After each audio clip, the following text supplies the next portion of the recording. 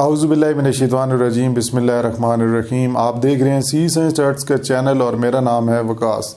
आज हम नए लेक्चर की तरफ जा रहे हैं और उस लेक्चर के ऊपर जाने से पहले अगर आप चैनल पर सबसे पहले आए हैं और फर्स्ट टाइम आए हैं तो आप चैनल को सब्सक्राइब कर लें और नोटिफिकेशन वाले आइकन को भी क्लिक कर लें, घंटी वाले आइकन को भी जल्दी से क्लिक कर लें। तो चले जी चलते हैं आज के लेक्चर की तरफ। आज का जो लेक्चर है बेसिकली एक्चुअल और फॉर्मल पैरामीटर्स के ऊपर है।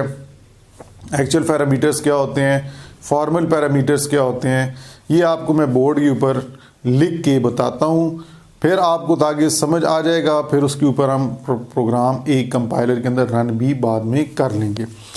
तो फंक्शंस के अंदर दो तरह के आप कह सकते हैं कि जी पैरामीटर्स यूज़ होते हैं।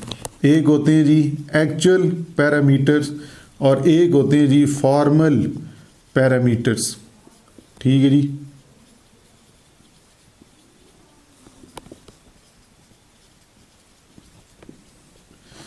एक्चुअल पैरामीटर्स होते हैं और फॉर्मल पैरामीटर्स। सबसे पहले तो आप अपने जहन में बात ये बिठा लें, दो तरह के पैरामीटर्स फंक्शंस के अंदर इस्तेमाल होते हैं, एक एक्चुअल पैरामीटर और एक फॉर्मल पैरामीटर्स।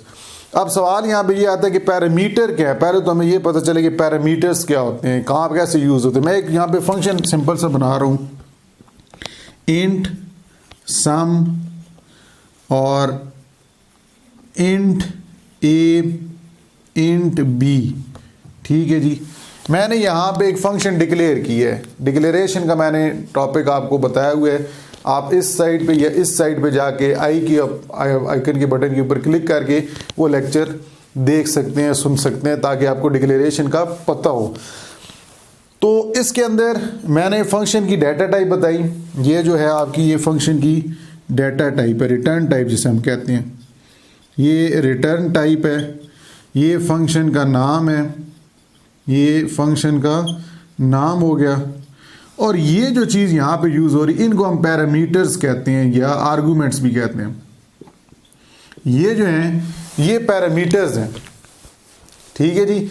इनको हम पैरामीटर्स कहते हैं। ये जो मैं अंडरलाइन कर रहा हूँ ये, इसमें हमने इंट क्या है, इंट इसकी डाटा टाइप है, इंट डाटा टाइप है।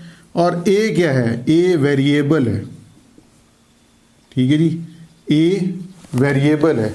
यहाँ पे मैंने दो पैरामीटर्स पास कराए हैं, ए और बी के नाम से, और इन दोनों की डाटा टाइप मैंने क्या रखी है, इंट रखी है। इन्हें पैरामीटर्स कहते हैं, मतलब ये वैल्यूज़ इस्तेमाल करेंगे हम। जिस तरह आपने फर्स्ट ईयर के अंदर एक्सेल के अंदर पढ़ा होगा, एक फार्मूला होता है जी, हम लिखते हैं G is equal to sum A1 to A5। अब हम यहाँ पे ये एक फार्मूला जो होता है हम फंक्शंस यूज़ करते हैं एक्सेल के अंदर। A1 कॉलन A5 का मतलब है कि हम A1 से लेके A5 तक जितने सेल्स हैं उनको जमा कर दो।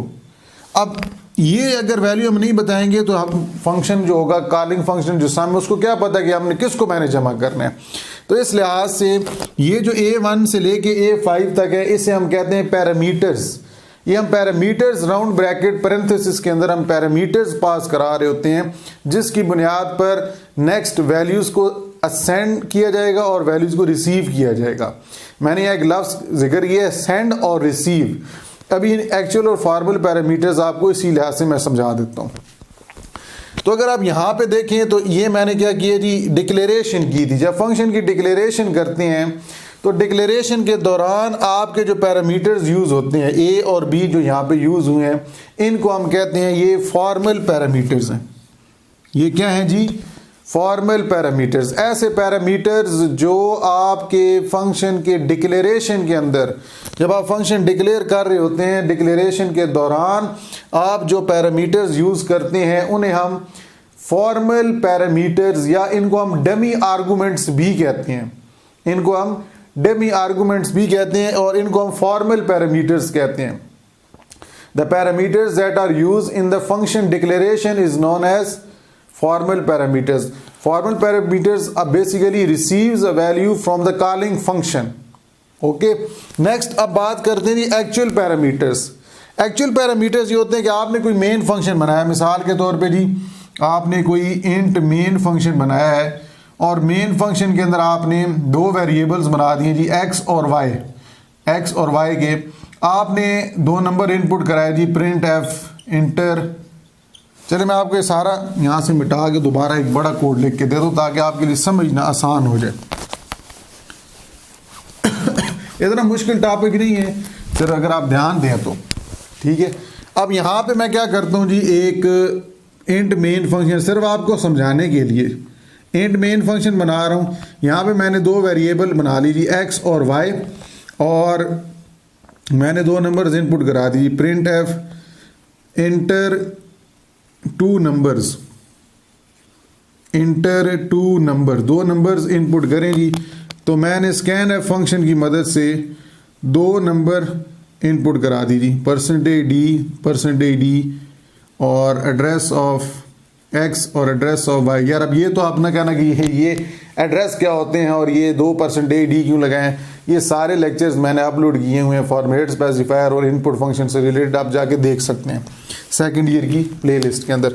अब मैं यहाँ पे क्या करता हूँ, वो जो मैंने एक फंक्शन बनाया था सम के लिहाज से, तो मैं यहाँ पे लिख देता हूँ सम, और यहाँ पे मैं एक्स और कॉमा वाई, यहाँ पे मैंने मेन फंक्शन के अंदर क्या किया है कि मैंने उसी फंक्शन जो मैंने यहाँ पे फंक्शन एक डिक्लेयर किया था कि इंट सम और इंट ए कॉमा इंट बी, अब मैंने उसी फंक्शन का नाम यहाँ पे यूज़ कर लिया है। और ये जो पैरामीटर्स हैं यहाँ पे एक्स और वाई, ये डिफरेंट यूज़ किए हैं।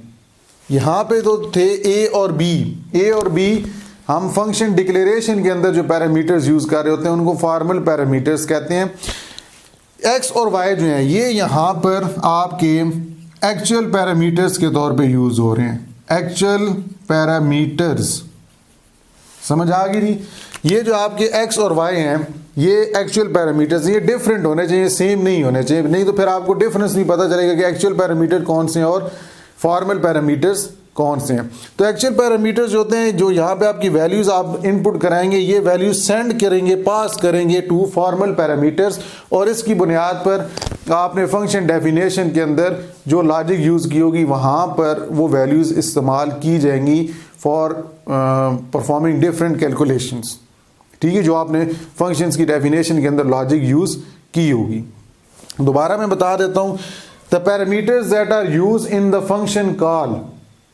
अब फंक्शन कॉल क्या होता है, आप सिर्फ फंक्शन का नाम लिखते हैं और उसके आगे पैरामीटर्स, उनकी डाटा टाइप्स नहीं लिखनी, ऊपर आपने डिक्लेरेशन की हुई है। ये याद रखना है, एक्चुअल पैरामीटर्स और फॉर्मल पैरामीटर्स दोनों डिफरेंट होते हैं, सेम नहीं होते। एक्चुअल पैरामीटर्स वैल्यूज सेंड करते हैं, फॉर्मल पैरामीटर्स जो होते हैं वो वैल्यूज रिसीव करते हैं। अब आप जो फंक्शन डेफिनेशन आगे यूज़ करेंगे, फंक्शन डेफिनेशन क्या होती है, जिसके अंदर मुख्तलिफ स्टेटमेंट्स होती हैं जो कि किसी भी टास्क को कंप्लीट करने के लिए हम यूज़ करते हैं। तो उसके अंदर जो आप कैलकुलेशंस परफॉर्म करेंगे उसके अंदर वैल्यू बेसिकली आप फॉर्मल पैरामीटर्स की यूज़ करेंगे। फंक्शन की डेफिनेशन के अंदर जो भी वैल्यूज़ आप इस्तेमाल करेंगे, जो भी वैल्यूज़ वेरिएबल के अंदर होंगी, वो वेरिएबल फॉर्मल पैरामीटर्स ही आपने यूज़ करने होंगे। ये बड़ी अहम बात है कि आप फंक्शन डेफिनेशन के अंदर हमेशा फॉर्मल पैरामीटर्स की वैल्यूज़ को ही यूज़ करेंगे। एक्चुअल पैरामीटर्स की वैल्यू सिर्फ सेंड की जाती हैं, जो आप इनपुट कराएंगे वो वैल्यू सिर्फ सेंड की जाएंगी फॉर्मल पैरामीटर्स को, और इन फॉर्मल पैरामीटर्स को आप फंक्शन डेफिनेशन में इस्तेमाल करेंगे। तो ये था जी आज के एक टॉपिक जो कि बुनियादी कह सकते हैं शॉर्ट क्वेश्चन के अंदर आ सकता है कि एक्चुअल और फॉर्मल पैरामीटर्स फंक्शन के अंदर क्या होते हैं, कहाँ पे यूज़ होते हैं। इनका सवाल ये बन सकता है कि फंक्शन डिक्लेरेशन के अंदर जो इस्तेमाल होते हैं वो कौन से, ऑब्जेक्टिव भी बन सकता है, फंक्शन कॉल के अंदर जो पैरामीटर्स होते हैं वो कौन से हैं, इस तरह का सवाल बन सकता है। एक्चुअल पैरामीटर क्या होते हैं इसके बारे में पूछा जा सकता है, फॉर्मल पैरामीटर्स क्या होते हैं इसके बारे में भी पूछा जा सकता है, इनके दरमियान डिफरेंस पूछा जा सकता है। तो ये इम्पॉर्टेंट टॉपिक था, आपको एक्चुअल और फॉर्मल पैरामीटर उम्मीद करता हूँ कि क्लियर हो गए होंगे। अगर क्लियर हो गए तो वीडियो को लाजमी लाइक कर दीजिएगा, वीडियो को शेयर भी कर दीजिएगा, और चैनल पर फर्स्ट टाइम आया तो चैनल को लाजमी सब्सक्राइब भी कर दीजिएगा। तो इंशाल्लाह नेक्स्ट वीडियो में मिलते हैं, बड़ी जल्दी मिलते हैं, आपके सामने आते हैं नए टॉपिक के साथ। तब तक के लिए अल्लाह हाफिज़, पाकिस्तान जिंदाबाद।